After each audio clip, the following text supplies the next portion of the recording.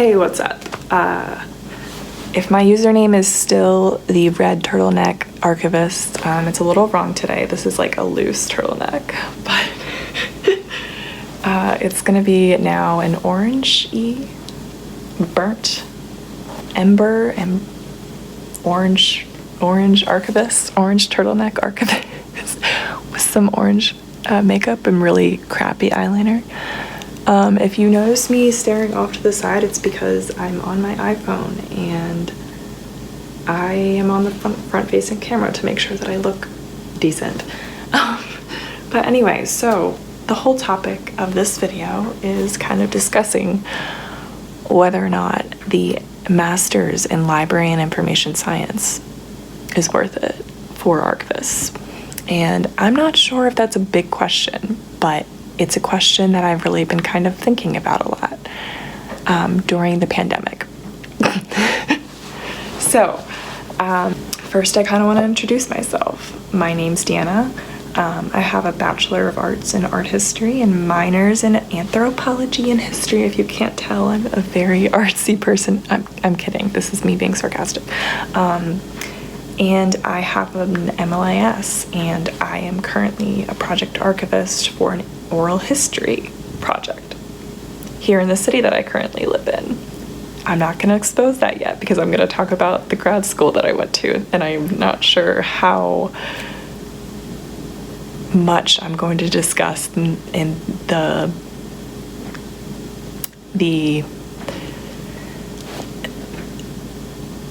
how rude I will be about talking about my grad school. Yeah, but before we get into that, let's just kind of go over the basics. So let's start with about me.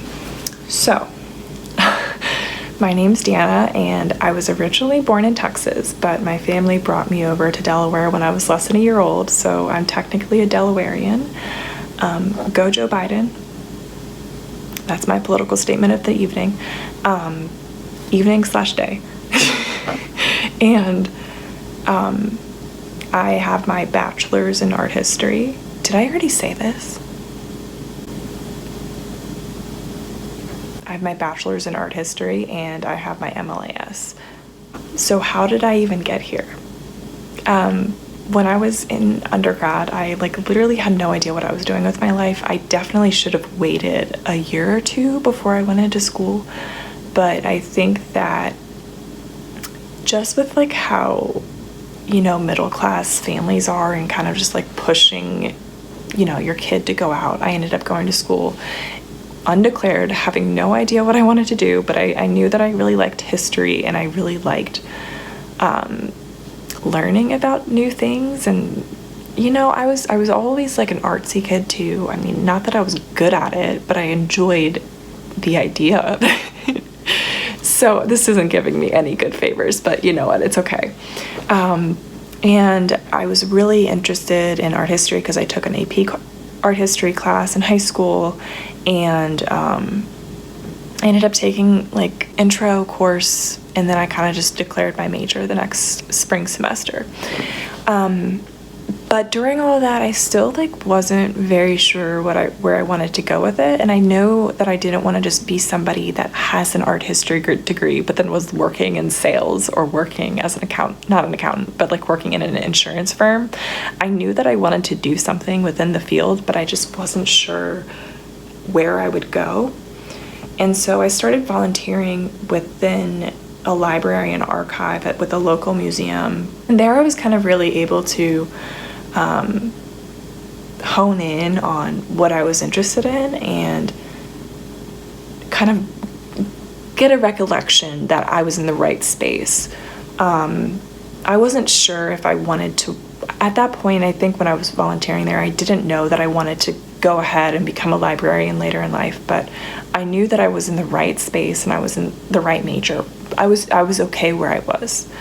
And so I volunteered there off and on and kind of got an understanding of, scanning things and placing things into folders, as one does.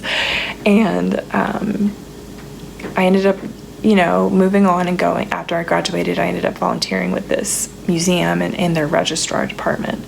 And so there I was really able to understand that I did not want to work with museum objects, and I just did not really enjoy it.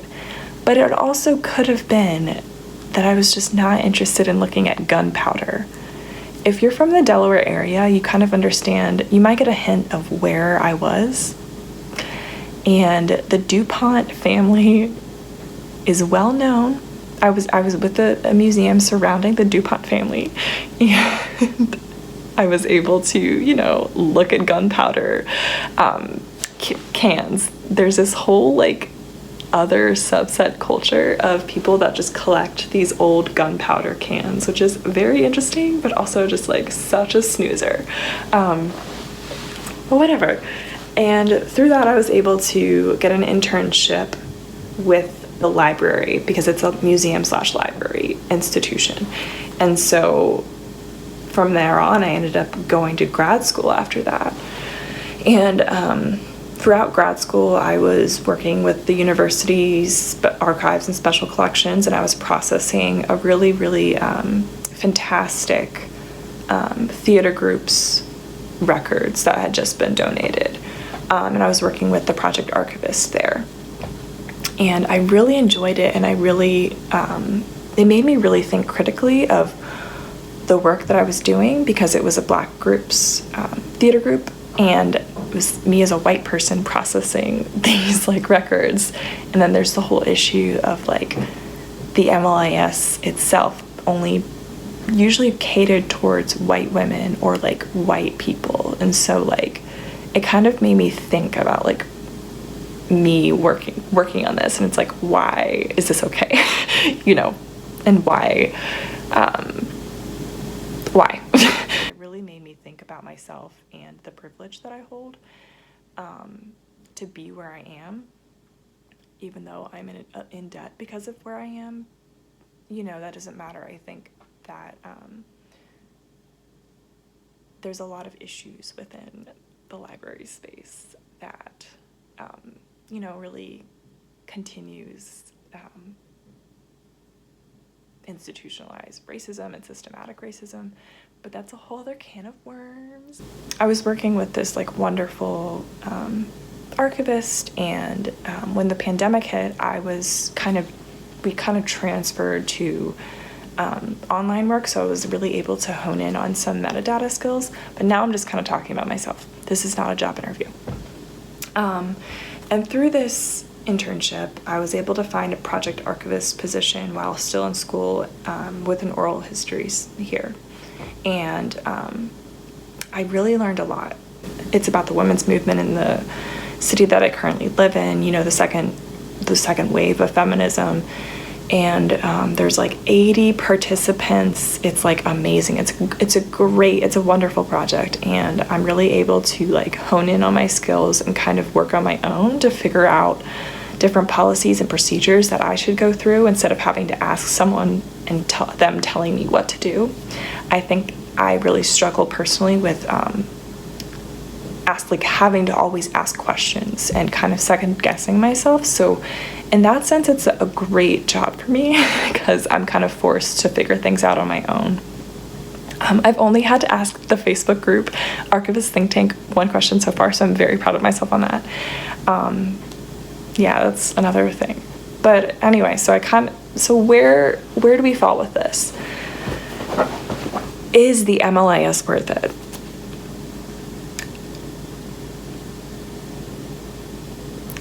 If I had gotten this degree 1 year later, I don't think I would have gone to grad school if I had not got started in 2019. With how the pandemic is working out, I don't think that I would have gone to grad school for another 5 years. I'm going to do with that information with what I will. But that's just kind of my personal opinion. It was not worth it in the sense that where I went was a year-long program. So we started in August and then we ended the end of July. So it was just a 1 full year program. It was very expensive because I was an out-of-state student. There's no library schools within the state of Delaware, so I needed to go out of state, of course. I think a lot of my drawbacks within the MLIS program is the expense and mostly problems that I think were caused by me. But for specifically my MLIS program, there was a lot of kinks and a lot of problems, and that had a lot to do with how the program is structured and some of the professors. I will say, I think my overarching answer is that the MLIS is worth it, and it's worth it in the sense if you do not have any network, so where you can get a job. It's helpful in honing your skills. It's helpful in understanding theories. It's helpful if you're interested in higher education, and it's also help in working in higher education. And yeah, I think that's all I'm gonna say on that. I think it is worth it, but it is not worth the expense that I paid. That's all I will say. I'm not gonna, I asked my friends to ask me questions about like what I should address here, and they want me to spill the tea on the program, but I don't think that I am there yet, and I am, emotionally mature enough to talk about the program. It really wasn't that bad, but I think a lot of it has to do with the fact that they had just completely they created a new program from the ground up and changed a lot of things, and created a whole year-long project where you're with group projects. And I will say that in grad school, or at least for your MLIS, there's a lot of group work, a lot. And that's not a bad thing, depending on who your group is and what your project is. So, I mean, maybe that's for a lot of people. Sorry, there's a siren.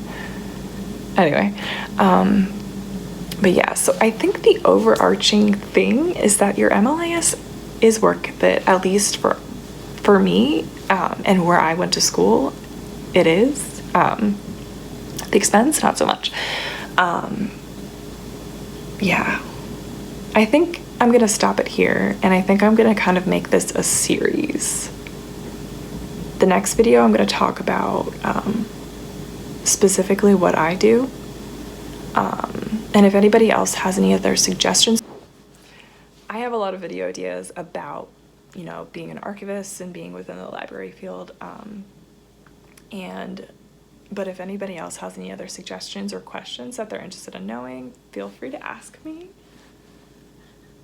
I'm ready I'm ready to answer your questions.